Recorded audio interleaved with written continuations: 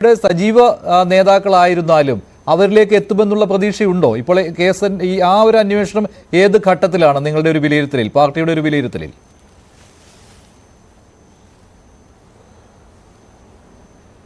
അത് അത്തരത്തിലുള്ള ഒരു അന്വേഷണം ഉണ്ടാകുമെന്നൊരു പ്രതീക്ഷയുണ്ട്. പക്ഷേ ഇവിടെ ഇത് ഒരു പ്രശ്നം, ഗവൺമെന്റിന്റെ ഭാഗത്തുനിന്ന് എതിരായിട്ടുള്ള ഒരു നടപടി അല്ലെങ്കിൽ ഈ കേസിന് ഗുണകരമല്ലാത്തൊരു സമീപനം ഉണ്ടായില്ല എന്ന് പറയുമ്പോൾ ഇവിടെ സൂചിപ്പിക്കപ്പെട്ട ഹിറ്റ് ലിസ്റ്റിനകത്ത് BJP RSS പ്രവർത്തകർ മാത്രമല്ല, ഇവിടെ ഹിന്ദു നാമധാരികളായിട്ടുള്ള CPMന്റെ നേതാക്കന്മാർ വരെ ഈ PFIയുടെ ഹിറ്റ് ലിസ്റ്റിലുണ്ട്.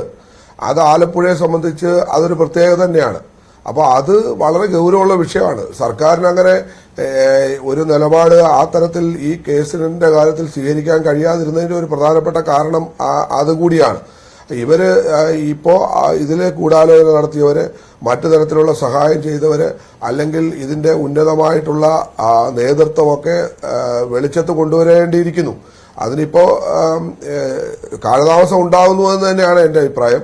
അത് ഗവൺമെന്റിന്റെ ഭാഗത്തുനിന്ന് അല്ലെങ്കിൽ പോലീസ് അധികാരികളുടെ ഭാഗത്തുനിന്ന് വളരെ ഗൗരവമായ നിലപാട് അക്കാര്യത്തിൽ ഉണ്ടാകും എന്ന് പ്രതീക്ഷിക്കുന്നു. കാരണം ഇത്രയും നന്നായി ഒരു കാര്യം ചെയ്ത സാഹചര്യത്തിൽ നമ്മൾ അങ്ങനെ അവരെ കണ്ണടച്ച് ഇരുട്ടാക്കുന്നത് ശരിയല്ല എന്നുള്ളത് കൊണ്ട് ഞാൻ അതിനെപ്പറ്റി ഇപ്പോൾ പറയാൻ ആഗ്രഹിക്കുന്നില്ല. നല്ല നിലയ്ക്ക് ഈ കേസന്വേഷണം മുന്നോട്ട് കൊണ്ടുപോയ ഒരു അന്വേഷണ സംഘമാണ്. അവരെ വില കുറച്ച് കാണാനോ അവരിനിയും അങ്ങനെ നമ്മുടെ പ്രതീക്ഷ നിറവേറ്റില്ല എന്നും ചിന്തിക്കാനോ കഴിയില്ല.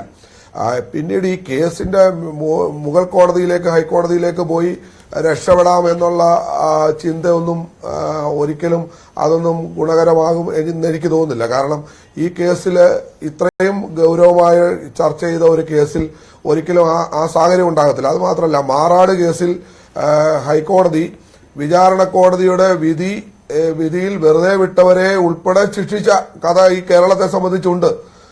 പുതിയ കാര്യമല്ലേ ഇത്? മാറാട് കേസിൽ ഹൈക്കോടതി വിചാരണ കോടതി വെറുതെ വിട്ടവരെയും ശിക്ഷിച്ച സാഹചര്യം കേരളത്തിലുണ്ട്. അപ്പോൾ ഇത് പുതിയ കാര്യമല്ല. അപ്പോൾ ഇനിയും കൂടുതൽ ആളുകൾക്ക് ഈ കാര്യത്തിൽ ഹൈക്കോടതിക്ക് കൂടുതൽ ആളുകൾ ഇതിൽ ഉൾപ്പെട്ട, ഇന്നിപ്പോ ജാമ്യത്തിൽ കഴിയുന്നവർ ഉൾപ്പെടെ ഉള്ളവരെ ഈ കേസിൽ പെടുത്താവുന്നതാണ്. ഇതേ ശിക്ഷാവിധിയിലേക്ക് കൊണ്ടുവരാനുള്ള സാഹചര്യമാണുള്ളത്. അതുകൊണ്ട് രക്ഷപ്പെട്ടു പോകും അല്ലെങ്കിൽ ഹൈക്കോടതിയിൽ ചെന്ന് രക്ഷപ്പെടും എന്നുള്ള ഒരു പ്രതീക്ഷയൊന്നും വെച്ചു പുലർത്തുന്നതിൽ യാതൊരു അർത്ഥവുമില്ല.